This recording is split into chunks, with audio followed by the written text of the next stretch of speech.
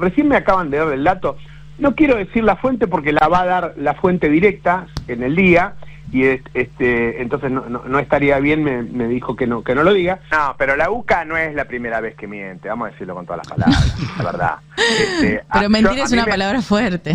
A mí, y bueno, lo voy a decir porque yo lo corroboré. En 2017 la UCA sacó un dato que ayudaba a Macri de una manera magnífica en ese momento, y un periodista que en ese momento trabajaba conmigo fue y lo increpó al jefe que hace estos datos, y el jefe terminó confesándole que le exigían a él en la universidad que diera esos datos. Vamos, la verdad me da tanto enojo que salga la UCA con validar esto y que todo el mundo piense que la UCA es neutral. UCA, muchacho, Universidad Católica Argentina. ¿Sí? Trabajan con la derecha, no trabajan con nosotros, no son neutrales, nadie es neutral. Si dejamos pensar que alguien es neutral, podemos empezar a conversar de otra manera. La verdad, ya han mentido antes. Y además es una falta de seriedad aprobar un dato como este que sabemos que es imposible de realizar en el mismo momento, que necesitas que decanten todos los datos. Y lo otro que está apareciendo, que está en esta misma encuesta que me contaron hoy, que me dio el otro dato de inflación, es que desapareció la clase media. Desapareció la clase media, porque hay un tema ahí, que ponele que en vez de dar 39 de 43, 44, pero arriba, usted, imagínense una línea, le digo al público, ¿no? Una línea, y bueno, el que está por arriba de esa línea ya no es pobre, y el que está por abajo, imagínensela. Bueno, si vos estás levemente por arriba, 1 punto, 2 puntos, por eso alcanza con estos 8 puntos de inflación para generar una enorme diferencia. Si vos estás 1 o 2 puntos, seguís siendo pobre. Si vos en vez de ganar 400 lucas, ganás 410, seguís siendo pobre. Por eso lo que pasó ahora es que tenés un 40% de pobre y tenés 20% más, 25% más de gente casi pobre, si querés llamarle, que está ahí de la línea, que se cae con un viento, que lo tire, con cualquier cosa que pase. Quiere decir que la mayoría de la gente vive muy mal. Conectado con nosotros Roberto Navarro para comentarlo en este pase. Roberto, buen día, ¿cómo estás? Hola, ¿qué tal? ¿Cómo están? Buen día. Buen día. Sí, quería comentarlo y también hablarlo fundamentalmente con Alfredo y con Candelaria, sí, claro, porque ellos tienen una ola ahí tan grande comunicacional que convencen a veces hasta los del otro lado, me parece, ¿no? Ese dato de pobreza, un dato que no corresponde que lo saques ahora, porque hay razones para que salga después, no es que es antojadizo que el dato sale varios meses después.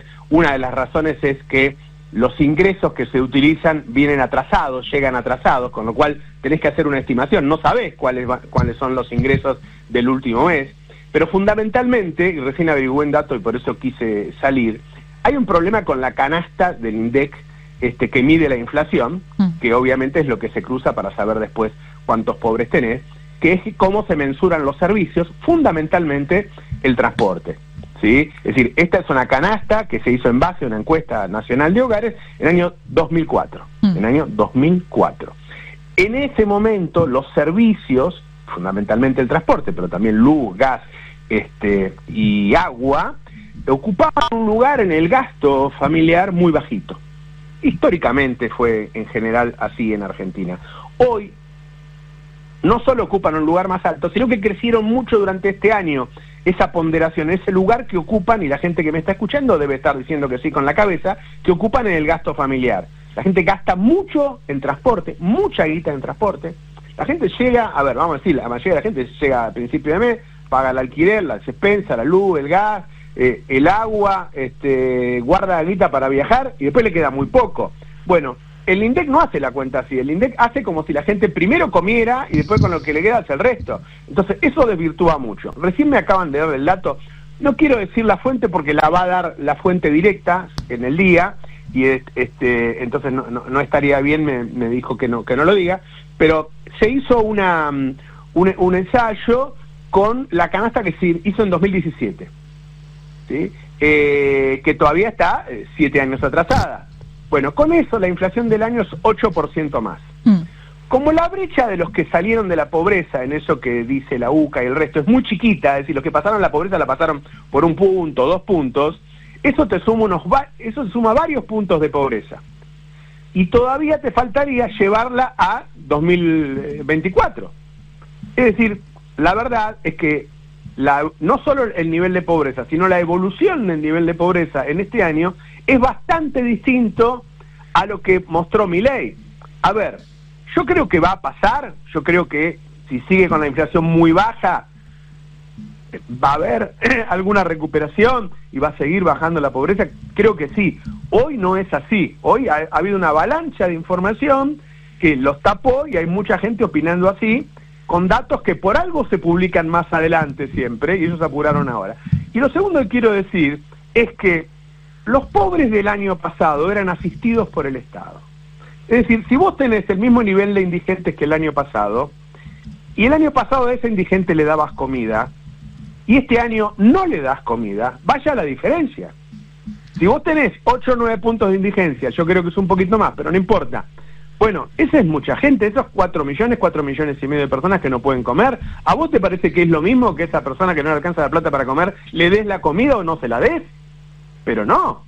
Por eso no da la sensación de todos. O sea, si uno mira la tele y todo el tiempo hay gente que está diciendo yo no puedo comer, yo no puedo comer, yo no puedo comer.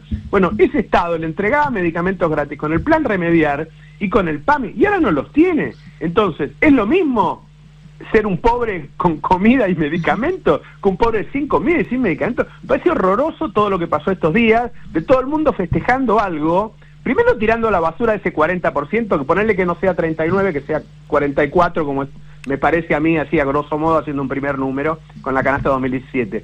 Pero además, esa gente, esos pobres, que ponerle que sean el 40%, estaban asistidos por el Estado. Ahora el Estado los abandonó, no está ni siquiera en el territorio para las necesidades cotidianas de las que se suele ocupar.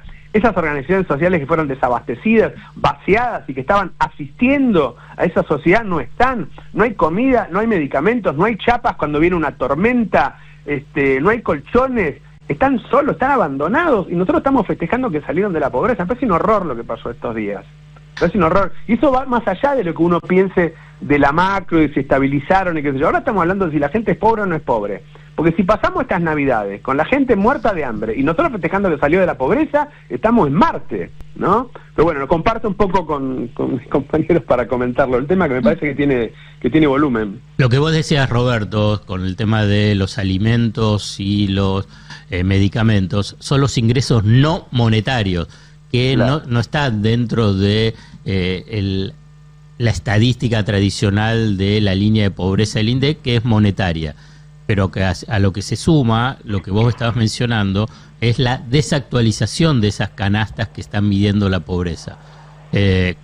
Por consiguiente también lo de la tasa de inflación, aquí lo hemos mencionado en más de una oportunidad, y vos lo recordaste, la encuesta nacional de hogares del 2004-2005 ya está preparada, y este es uno de los puntos centrales a nivel del ocultamiento de información desde el propio Milei, hacia presiones a las autoridades del INDEC, ya está preparado el nuevo índice de precios al consumidor con la encuesta nacional de hogares del 2017-2018. ¿Pero qué hubiese pasado?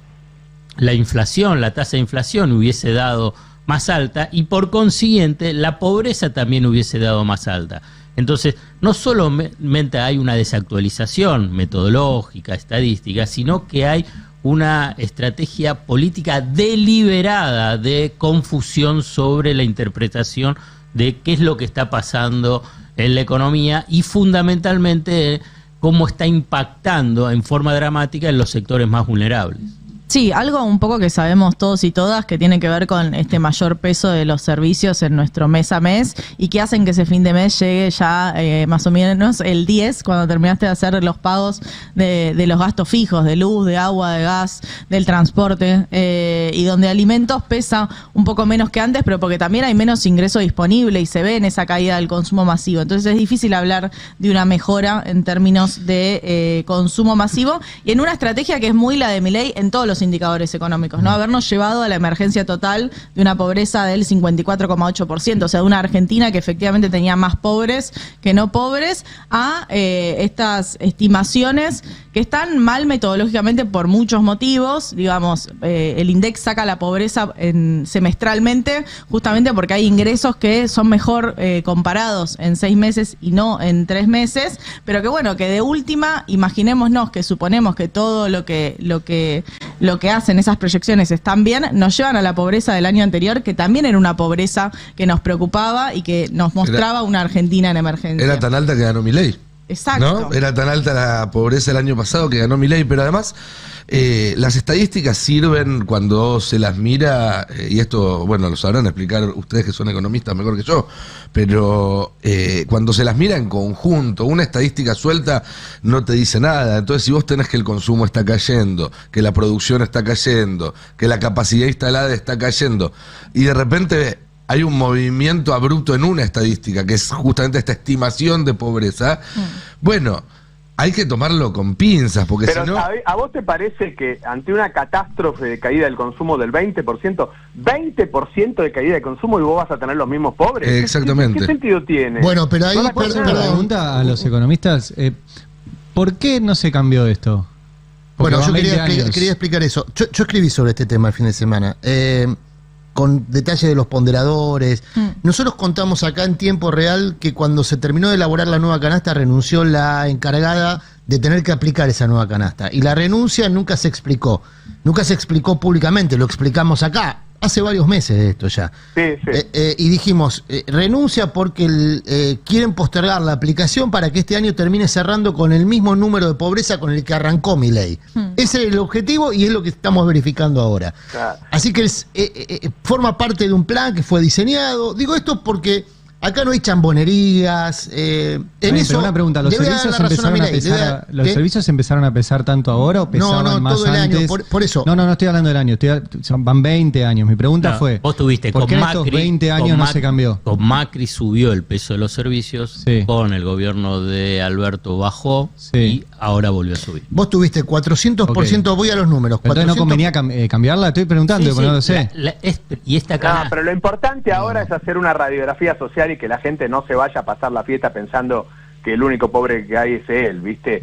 Digo, a ver, cuando vos haces el dato de empleo, que también lo muestran como que es el mismo, y vos sabés que lo que ha habido es una pérdida enorme de empleo, y toda esa gente está precarizada haciendo una changa. Obviamente, no solo tiene menos salario directo, sino que tiene menos salario indirecto, no tiene obra social, no tiene aportes jubilatorios, nada. Cuando vos sumás la baja del consumo, catastrófica, la precarización del empleo, uno no puede decir que el país está igual que el año pasado. Estaba mal el año pasado, sí, por algo se perdieron las elecciones, pero esta ola comunicacional que se ha generado, que ha permeado incluso a parte del progresismo y qué sé yo, con datos totalmente engañosas y sin tomar en cuenta el abandono que hay en los hospitales, que los que han renunciado muchísimos médicos y enfermeras, otros que no pueden ir al hospital a trabajar porque no pueden pagar el transporte, en los colegios, en las universidades, la cantidad de gente que se está yendo. Digo, hay un nivel de precarización, o sea, no hay salario indirecto, como bien decía Alfredo. Aún si en algún momento llegamos al mismo nivel, ese 40% de la población está abandonada, abandonada a su suerte. Y hay una porción de esa población, que son los jubilados, que nunca van a poder recuperar el nivel, porque lo que les recortaron ya está, y tienen ahora atada la jubilación a un nivel que está 20 puntos abajo que el que tenían hace un año, y no hay ningún mecanismo en la ley para que lo recuperen, con lo cual, ahí también, si hay 6 millones de jubilados, ¿cuántos cayeron en la pobreza? Como para decir que ahora hay menos pobres, porque esos seguro que no se recuperaron, no hay manera matemática de que se hayan recuperado. Sí, pero el tema es que en el ponderador vuelvo al tema de la estadística, el ponderador de alimentos es muy alto en la estadística, y dentro del ponderador de alimentos es muy alta la carne, y la carne estuvo objetivamente este año bastante planchada. Recién ahora, hace 15 días, pegó un estirón, pero estuvo bastante planchada. Alimentos en general, tengo el dato acá. Ahí, detenete ahí, porque es un datazo que no lo había pensado, la verdad. La carne quizás sea el que mayor peso tiene, el ítem que mayor peso tiene claro. en toda la canasta. Alimentos y bebidas. Y entonces, al estar planchado el precio de la carne, te lo tira para abajo. Claro. Ahora, hoy comemos 45 kilos de carne y antes comíamos más de 70. Tenemos el nivel más bajo en 30 sí, años. El antes igual es bastante más lejano, no es el año pasado, el 70. No, pero está bien lo que te El año pasado era 48, tampoco es que era una... Yo lo que digo es, a largo plazo, si esta gente realmente frena la inflación y no tiene accidentes, es factible que se vaya recuperando. La foto de hoy, para llegar a una fiesta con buenas noticias, buenas noticias en la casa de los humildes, que están cagando de hambre y dicen, ¿cómo? ¿Soy el único yo? Bueno, es mentira. Primero porque el índice está mal, porque no puede haber bajado esa cantidad de puntos, ya explicamos por qué. Y segundo, porque esa gente no está siendo asistida. El Estado asistía de muchas maneras distintas. Si ustedes ven los galpones, que nosotros tuvimos mucho por la nota de Ariel Jarade en ese momento, había de todo, había sábanas, había colchones, había un montón de cosas que distribuía el Estado, que no las distribuye más.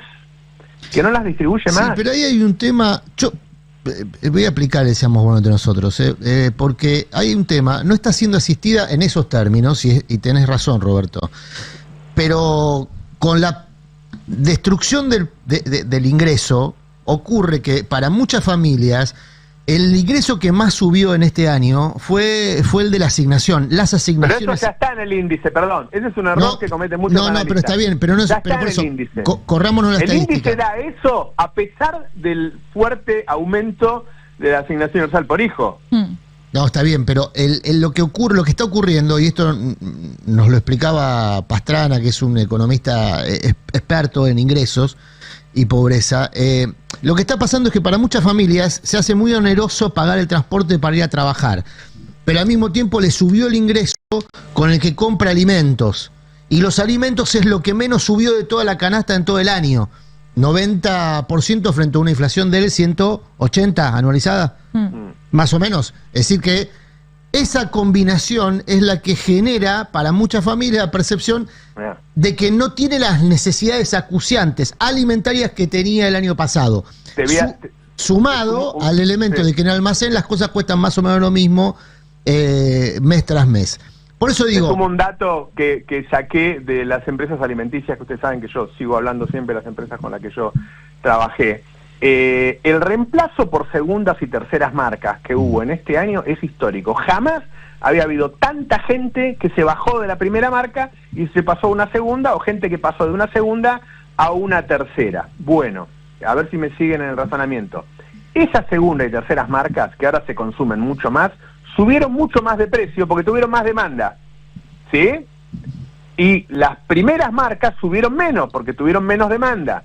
Es decir, si vos actualizás, ahora haces una canasta que la gente consume productos de segunda y tercera marca, y eso sube mucho más, también te sube el índice inflacionario. Es decir, no tenemos una radiografía actual de cómo es la sociedad, por lo tanto no podemos mensurarla.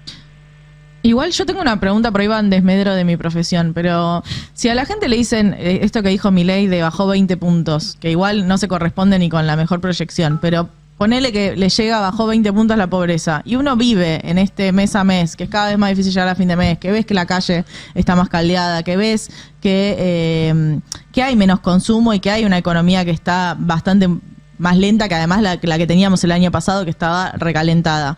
¿Alcanza con que un presidente diga así, bajó 20 puntos la pobreza? Nadie puede creer que bajó, creo que son 16, ¿no? Exactos lo que bajó la pobreza, creo que nadie puede creer eso.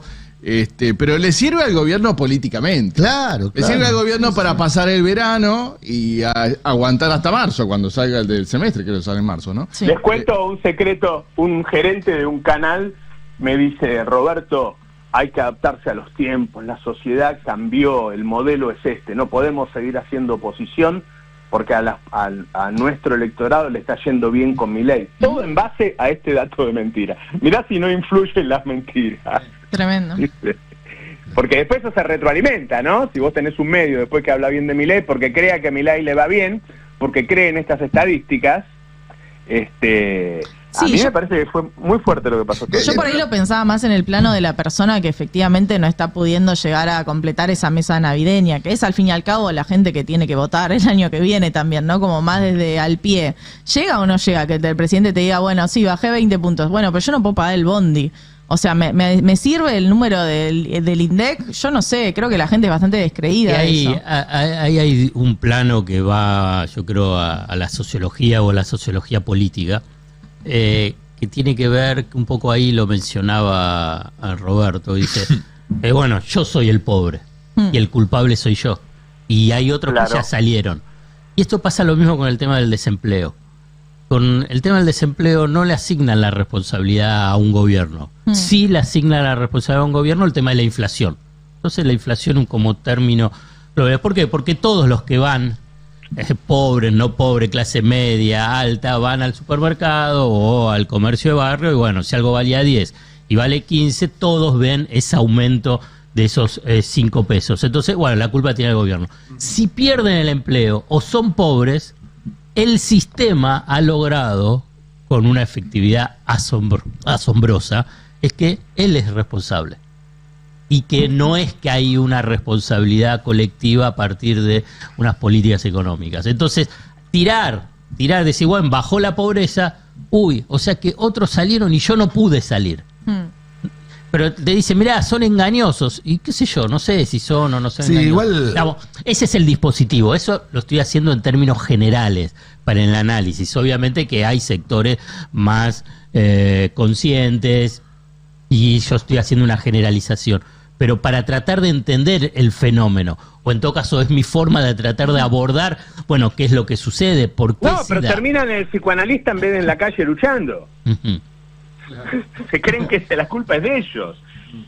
Porque vos fíjate que hubo datos de desempleo altísimos en Argentina, e incluso de, como está viendo ahora hay una transformación del mercado laboral extraordinaria. Sí.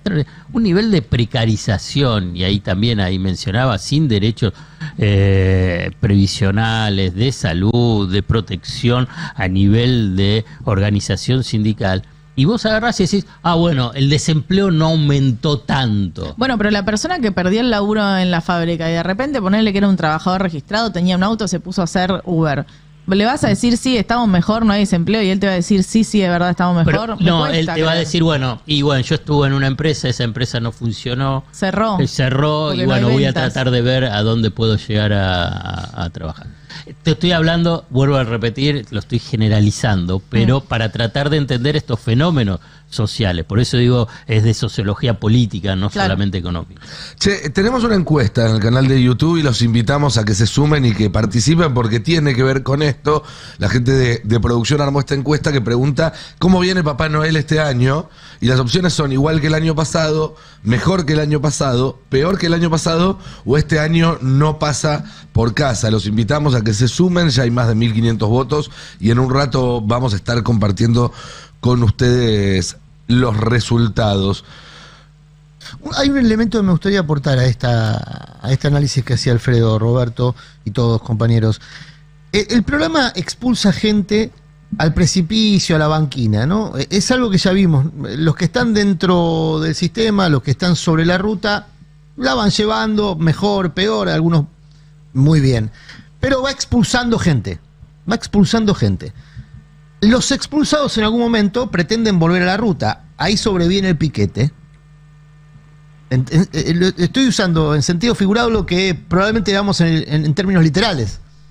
Y ahí es donde se está disponiendo el aparato represivo del Estado para la segunda fase del mismo programa. Esta fase del programa es asentar un programa económico criminal. Criminal porque tiene estos términos. Deja gente afuera, deja gente en un estado de pobreza estructural. Ahora, en algún momento va a haber, respondiendo a lo que vos decías, Roberto, en algún momento va a haber un montón de personas que se van a ver en la banquina y decir, che, si nos organizamos y tratamos de volver todos a la ruta, y cuando traten de volver a la ruta, el gobierno va a tener ya dispuesto un aparato represivo extraordinario porque va a estar fuera de lo común, de lo conocido hasta ahora desde el regreso a la democracia, que va a incluir a las Fuerzas Armadas, a las que se pretende reconciliar con la política. Entonces, el gobierno sabe que no es sustentable desde el punto de vista social. El gobierno sabe que es mentira. Claro, que por eso dispone mejor, el aparato represivo que dispone. Exactamente. Ahora, a mí me llamó la atención, y termino con esto, cómo permeó incluso en profesionales progresistas, qué sé yo. Lo primero que hay que hacer cuando sale un índice que terminó ayer y lo sacan hoy, es decir, bueno, la metodología permite realmente hacerlo así. Segundo, ¿en base a qué se saca esto? Bueno, a ingresos y a la inflación. la inflación esta, ¿es real si se midió con una canasta de 2004? Yo veo que ahora la gente, por ejemplo, uno de los principales gastos que tiene en la casa es internet. Pues si en 2004 era uno de los principales gastos, internet, la verdad que tenía que pedir permiso el Grupo Clarín para subirte los precios, y ahora lo sube cuando se le canta. Y lo otro que está apareciendo, que sale en esta misma encuesta que me contaron hoy, que me dio el otro dato de inflación, es que desapareció la clase media. Desapareció la clase media, porque hay un tema ahí, que ponele que en vez de dar 39 de 43, 44, pero arriba, usted imagínense una línea, le digo al público, ¿no? Una línea, y bueno, el que está por arriba de esa línea ya no es pobre, y el que está por abajo, imagínensela, bueno, si tú estás levemente por arriba, 1 punto, 2 puntos, por eso alcanza con estos 8 puntos de inflación para generar una enorme diferencia. Si vos estás 1 o 2 puntos, seguís siendo pobre. Si vos en vez de ganar 400 lucas, ganás 410, seguís siendo pobre. Por eso lo que pasó ahora es que tenés un 40% de pobre y tenés 20% más, 25% más de gente casi pobre, si querés llamarle, que está ahí de la línea, que se cae con un viento que lo tire, con cualquier cosa que pase. Quiere decir que la mayoría de la gente vive muy mal. Y te agrego algo más. Porque está el que está a penitas arriba de la línea, pero también está el que está un 20% arriba de la línea. En vez de 400 gana 500 y ya no tiene su laburo en relación de dependencia y sale con el auto. Si este mes se le rompió el auto, es pobre. Claro. Si este mes llovió demasiados días y la gente decidió salir menos y entonces demandó menos el servicio que esa persona brindaba, es pobre. Es decir, el estar colgado del pincel pasa a ser una condición casi universal para la clase media. Es muy difícil que seas de clase media y tengas un margen para sobreponerte en caso de que te enfermes y no puedas salir a laburar 2 semanas, si no estás en relación de dependencia, en caso de que alguna cuestión climatológica o algún accidente te deje o te obligue a hacer un gasto extraordinario, te aparece una gotera en tu casa, este mes sos pobre. Digamos, pasa a ser casi la condición normal de vida. Sí, esa. a mí me parece, Roberto, que lo que decís los especialistas se preocuparon todos en marcar que por ahí en lo estadístico no era erróneo este índice de pobreza, cuando era muy engañoso por todas estas cosas que, bueno, estás diciendo, y además que ya de por sí es engañoso porque es una canasta falsa, ¿no? La que está midiendo. Pero sí que se pusieron demasiado énfasis por ahí en decir que tal vez no era erróneo el número que estaban poniendo, el porcentaje que estaba, que además fue una oficina que hizo un cálculo, una oficina de Petovelo que hizo ese. Claro, pero ahí fue una proyección. Claro, por ahí hay un elemento que a mí tampoco me queda muy claro y lo pongo en la mesa, es la intervención de la UCA, que terminó convalidando que hay esta baja en la pobreza, pese a que una semana, claro, pero una semana antes habían tirado que era otro número. 49. Entonces, y además todavía no se puede dar ese número del segundo semestre. Entonces, ahí yo creo que esa intervención de la UCA, que ellos, bueno, elaboran índices vinculados con la situación social, incorporó ese elemento de confusión y de a favor del gobierno de que había bajado la pobreza. Y que no es menor porque además la comparación semestral se hace, por ejemplo, porque en cada semestre entran los aguinaldos o los bonos de fin de año, y no es menor en un mercado laboral que va cambiando y donde quienes cobran aguinaldos son cada vez menos, donde no va a haber un bono extraordinario para los que cobraban potenciar trabajo, como hubo otros años, donde había algún ingreso extraordinario a fin de año que no va a haber, y sí hubo en otros años para un montón de personas que cobraban asignaciones sociales. El tema es que estamos entrando en el año electoral y pero la UCA no es la primera vez que miente, vamos a decirlo con todas las palabras, la verdad. Pero mentir es una palabra fuerte. A mí, y bueno, lo voy a decir porque yo lo corroboré. En 2017 la UCA sacó un dato que ayudaba a Macri de una manera magnífica en ese momento, y un periodista que en ese momento trabajaba conmigo fue y lo increpó al jefe que hace estos datos, y el jefe terminó confesándole que le exigían a él en la universidad que diera esos datos. Vamos, la verdad me da tanto enojo que salga la UCA con validar esto y que todo el mundo piense que la UCA es neutral. UCA, muchacho, Universidad Católica Argentina. ¿Sí? Trabajan con la derecha, no trabajan con nosotros, no son neutrales, nadie es neutral. Si dejamos pensar que alguien es neutral, podemos empezar a conversar de otra manera. La verdad, ya han mentido antes. Y además es una falta de seriedad decir, aprobar un dato como este que sabemos que es imposible de realizar en el mismo momento, que necesitas que decanten todos los datos. Pero además, creo que todos los argentinos, todos los que están escuchando saben que no consumimos lo mismo que hace 20 años, che. A ver, en esta canasta está el auto 0 kilómetro, hay viajes al exterior, hay un montón de cosas que la gente que nos está escuchando compra mucho auto 0 kilómetro. ¿A dónde fueron el año pasado? ¿Fueron a Miami el año pasado? ¿A dónde fueron? Vamos, es una canasta que no representa a la mayoría de los argentinos. Y en todos los medios se habla, digo, las últimas semanas fue la disputa entre el presidente y la vicepresidenta, nos llenan la agenda con eso. ¿Viste? Sí. ¿Qué le cambia a la gente? Bueno, los dejo, quería nada más contar esto de la pobreza porque me pareció que estaba marcando la agenda de una manera engañosa y que había llegado a lugares donde no sé si fue, qué sé yo, el fin de año, pereza intelectual, lo que sea, gente repitiendo esto, que es increíble, y me generaba dolor por la gente que va a pasar muy feas fiestas y pensando, como dijo Alfredo, el culpable soy yo.